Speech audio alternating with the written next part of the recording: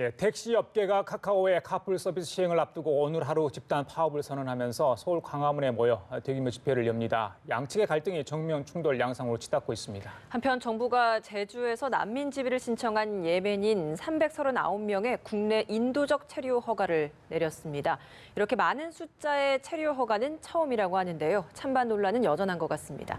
전문가와 함께 관련 소식 살펴보도록 하겠습니다. 김영주 변호사 나와 계십니다. 어서 오세요. 안녕하십니까? 안녕하세요. 어서 오십시오. 네. 먼저 택시 업계의 집단 반발. 오후 2시에 이제 서울 광화문 광장에서 대규모 집회를 엽니다. 네. 그 카카오의 카풀 서비스 도입에 반발을 하고 있는 내용인데요. 글쎄요, 카풀 서비스가 생존권을 위협한다 이런 주장인 것 같습니다. 왜 이렇게 반발하는지 구체적인 내용을 저희들이 알 수 있을까요? 일단 개인 택시의 경우 면허 가격이 하락한다는 측면이 있습니다. 이들의 경우 퇴직금으로 활용이 된다고 할 만큼 유명한데요. 그런데 이 면허 가격이 대규모 하락할 수 있다라는 관망이 나오고 있고요. 그리고 일반적으로 한 달에 26일을 만근할 경우에 하루 12시간 운행을 하면 13만 8천 원 정도 벌 수 있다고 합니다. 이렇게 벌어야지만 산학금을 모두 제출을 하고 130만 원 정도 기본금을 받을 수 있다고 합니다. 예. 예. 하지만 이제 이런 식으로 카카오 택시 카풀로 인해서 자신들이 영업을 못할 경우에 이 정도도 채울 수 없기 때문에 생존권 문제가 나오고 있는 상황입니다. 예. 네, 양측의 입장은 좀 팽팽하게 갈리고 있는 것 같습니다. 먼저 양측의 입장을 한번 들어보고 관련해서 이야기 나눠보도록 하겠습니다. 시간 등 이제 택시의 수요와 공급이 크게 격차가 나는 시간이 발생하고 있고 카풀 서비스가 이런 이제 택시 수요 공급의 격차로 발생하는 시민들의 불편을 일부 보완할 수 있을 것이라고 기대하고 있습니다. 전국적으로 개인 택시는 16만이지만 법인 택시까지 하면 26만으로 알고 있습니다. 그러면은 가족까지 한다면 약 100만 명 정도가 몇 대기업한테 이 카풀이라는 부분을 열어서 서민을 죽이는 이런 정책을.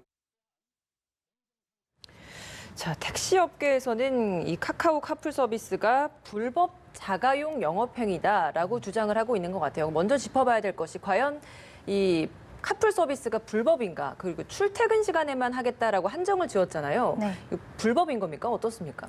일단 현행 여객 자동차 운수 사업법에 따르면 유상으로 자동차 영업을 하는 것은 불법입니다. 하지만 예외적인 조항으로 출퇴근 시간대에 하는 것을 허용한다라고 규정을 하고 있습니다. 그래서 지금 도입을 하겠다고 하는 출퇴근 시간대 카풀 서비스는 현행법상 불법은 아닌 것이죠. 예. 글쎄요, 중요한 게 시민들이 어떻게 이제 이걸 받아들이냐 문제 아니겠습니까? 네. 과연 승객들의 안전을 보장해 줄 수 있느냐. 물론 택시가 과연 안전한지 그 문제는 시청자들이 판단을 하실 겁니다. 하지만 이 카풀 서비스에 대한 문제, 다른 사람하고 같이 동승한다 이런 문제에 대한 불안감도 있을 것 같은데 이 부분은 어떻게 보세요? 다른 사람과 동승을 할 경우 그게 사실상 기사와 아는 관계고 범죄를 도모했다라는 문제가 나올 수도 있습니다. 그뿐만 아니라 기사 자체의 범죄 가능성도 있는데요. 중국판 우버인 디디추싱에서 올해 5월의 경우 승무원이 피살되는 사건이 있었습니다. 그로부터 얼마 지나지 않아서 9월에도 유치원 교사가 성폭행을 당한 뒤 피살이 된 정황이 있었는데요. 이 경우에 이제 피해자의 경우 SNS를 통해서 자신이 지금 위험에 처했다는 사실을 말을 했다라고 합니다. 예. 친구들이 이에 대해서 이제 디디추싱 측에 문의를 했으나 기사에 대한 개인 정보이기 때문에 알려줄 수 없다라고 해서 좀 공분을 산 적이 있었습니다. 카카오 측 입장에서는 사실 이런 우려가 좀 시기상조다라고 이야기를 하고 있는데 사실 시기상조라고 하더라도 이런 범죄는 사전에 좀 예방을 해야 되는 문제이기 때문에 여기에 대한 좀 대책도 좀 필요하지 않을까라는 생각도 들거든요. 사실 기사에 대해서 개인정보를 제공을 한다거나 아니면 기사들이 자신이 등록을 하기 위해서는 자신의 범죄 경력조에서 혹은 신원등록 같은 것을 통해서 제안을 하는 수밖에 없습니다. 네. 그런 방법도 있겠군요. 그래서 제도적인 뒷받침도 돼야 될 것 같은데 허술한 부분이 분명히 있어 보입니다. 예전에 우버가 나왔었잖아요. 콜버스도 있었고요. 근데 이게 이제 우리나라에서 정착을 하지 못했거든요. 네. 다른 서방 국가에서도 이 문제를 가지고 논란이 되고 있는 상황인 것 같은데 이 규제 관련해서 이 문제가 IT 쪽의 업계 쪽에서는 이 부분이 조금 필요하다 하는데 지금 4차 산업혁명 시대에 그럼에도 불구하고 규제가 뒷받침 못 되기 때문에 문제가 있다 이런 주장을 계속 하고 있거든요. 그 부분은 어떻게 좀 봐야 되는 겁니까? 사실 우버의 경우 서방에서도 좀 문제가 되는 경우도 많습니다. 미국에서도 이에 대해서 좀 불만이 많은 상황이고요. 미국 정부의 경우 차량 등록수 제한을 하거나 뭐 이익금 같은 경우를 택시 업계에 보조금으로 지원하는 형태로 중재를 하고 있기도 합니다. 하지만 동남아 쪽에서의 그랩 같은 경우는 상호 굉장히 경쟁적인 관계를 유지를 하면서 발전을 하고 있다라고 합니다. 우리나라에서도 지금 좀 많은 목소리가 있기는 하지만 제도적인 뒷받침과 여러 가지 중재를 통해서 자리를 잡으면 많은 사람에게 도움을 또 줄 수 있지 않을까라는 생각도 하게 됩니다.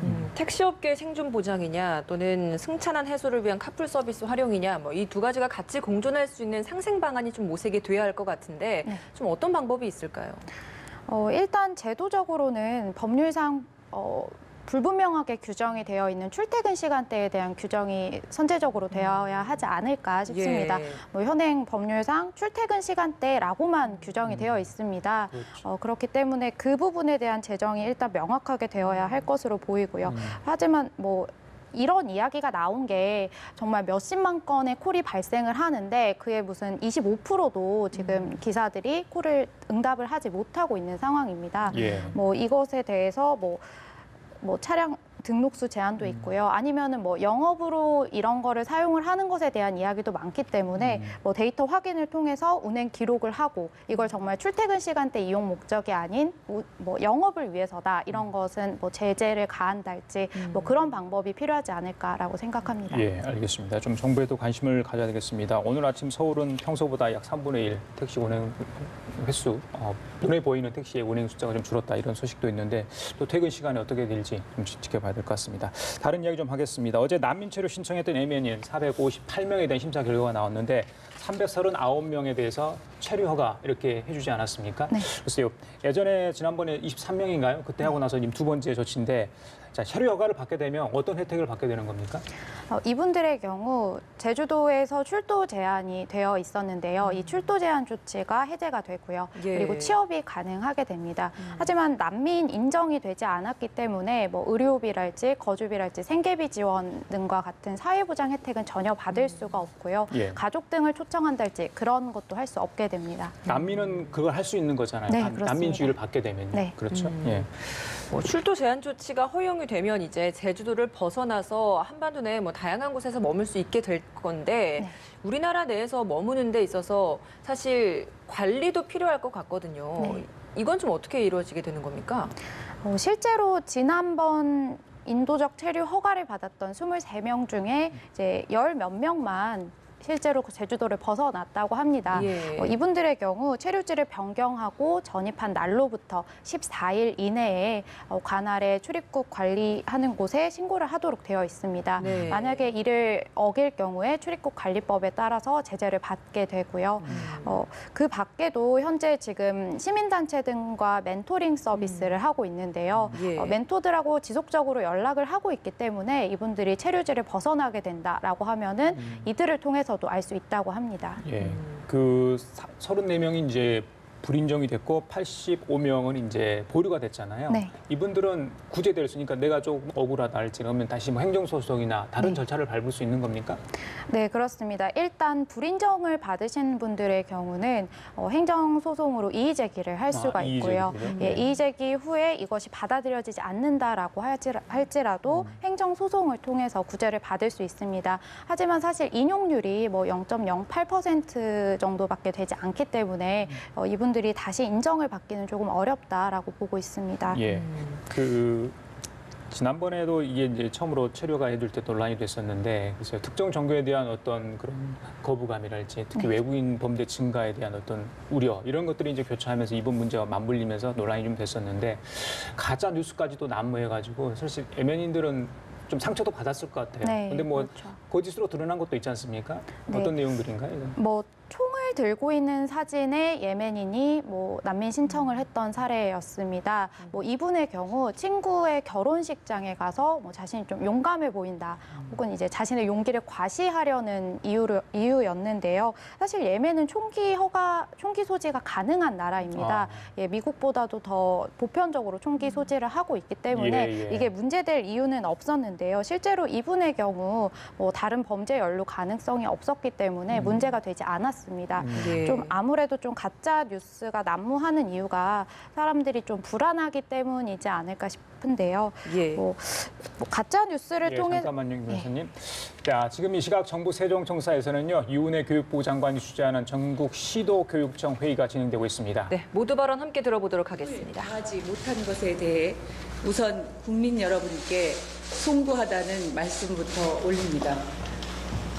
2013년부터 누리과정이 전면 도입되면서 매년 사립유치원에 2조 원 가까운 예산이 투입됐는데도 그동안 투명한 회계 시스템을 도입하지 못했고 상시적인 감사 체계를 구축하지 못했다는 점은 우리 교육 당국이 깊이 성찰해야 할 지점입니다.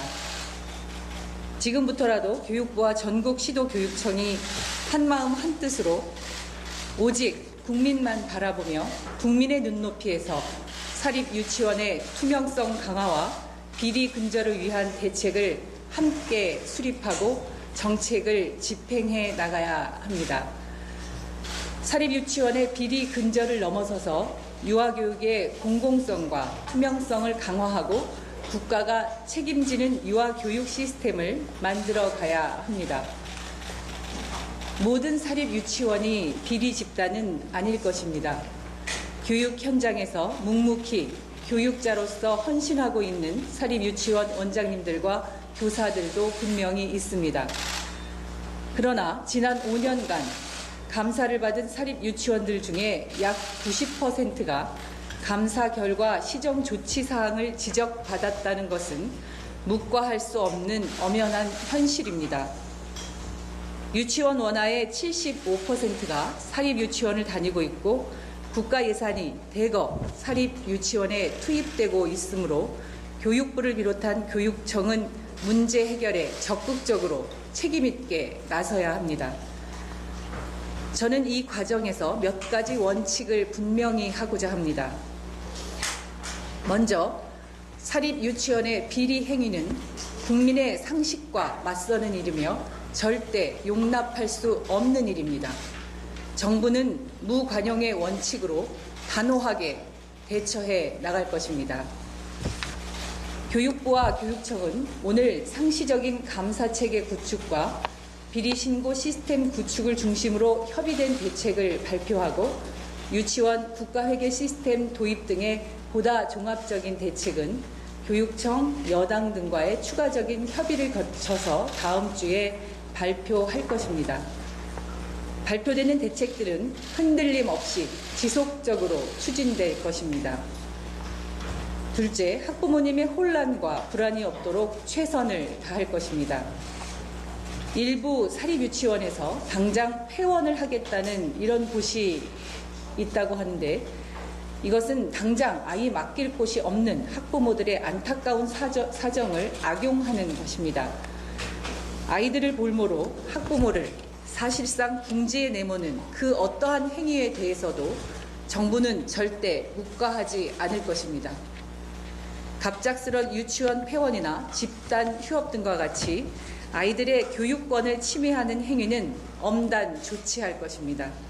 특히 유치원 폐원은 유아교육법상 교육청의 인가 사항으로 폐원 인가를 받지 않고 일방적으로 폐원할 수 없습니다. 만약 교육청이 폐원 인가를 해야 하는 부득이한 상황이라면 아이들이 인근 공사립 유치원으로 배치될 수 있도록 최대한 지원해야 할 것입니다. 이상의 원칙을 바탕으로 교육부와 교육청은 대책을 마련하고 추진하겠습니다. 특히 오늘 회의는 지난 16일 감사관 회의에서 한 차례 논의됐던 내용을 최종 확정하는 자리입니다. 오늘 회의를 통해서 사립유치원의 감사 결과의 공개 범위, 추가적인 감사 대상과 감사 시기 등을 확정하고 시도별 감사 운영의 편차를 줄이기 위한 기준을 마련하게 됩니다. 투명한 정보 공개를 통해서 유치원의 입학 시기를 앞둔 학부모님들께 유치원 선택에 혼란이 없도록 조치해 나가야 할 것입니다. 또한 학부모님, 교사들의 비리 신고를 적극적으로 받고 조사하기 위하여 비리 신고 시스템을 구체적으로 협의하게 됩니다. 짧은 시간이지만 집중적으로 논의해서 16일 감사관 회의에서 협의됐던 사항을 최종 확정했으면 합니다. 회의를 시작하기 전에 마지막으로 전국의 사립유치원 원장님들께 한 가지 당부의 말씀을 드립니다. 유치원에 대한 신뢰를 회복할 수 있도록 11월 1일부터 개통되는 유치원 온라인 입학관리 시스템인 처음 학교로에 적극적으로 참여해 주시기를 바랍니다. 11월 1일 처음 학교로에 참여한 최종 비율이 전년과 같이 2% 수준으로 낮을 경우 사립유치원은 회복할 수 없을 정도로 신뢰를 잃게 될 것입니다. 적극적 참여를 다시 한번 당부드립니다.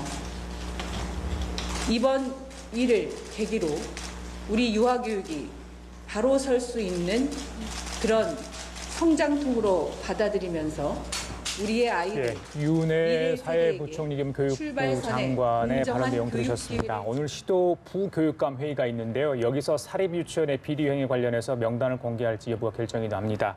글쎄요, 비리 행위 관련해서 무관용의 원칙을 적용하겠다, 또 이후 관련 비리 대책을 마련하겠다, 이런 내용을 골자로 얘기를 했습니다. 자, 김 변호사님, 내용 들으셨죠? 네. 저희들 이 부분을 얘기를 하려던 참이었는데 유 부총리가 이런 발언을 했습니다. 사실 이제 회의를 통해서 감사 결과 공개 범위를 확정한다고 했는데, 자, 비리 유치원을 공개하는 부분들, 이 부분은 뭐 법적으로 문제가 되지 않을까요? 어떻게 보십니까, 이 부분? 사실 사립 유치원이고 민간 유치원이기 때문에 명예훼손 문제가 될 수 있습니다. 현행 법률에서는 진실인 사실의 경우도 명예를 훼손할 만한 내용을 유포한 경우 명예훼손이 될 수 있기 때문에요. 예. 해당 부분이 좀 문제가 될 것으로 보입니다. 하지만 공공의 이유를 원인으로 한 경우에는 예. 네, 불법이 아니기 때문에 이 부분에 대해서도 조금 해석의 여지가 분분한 편입니다.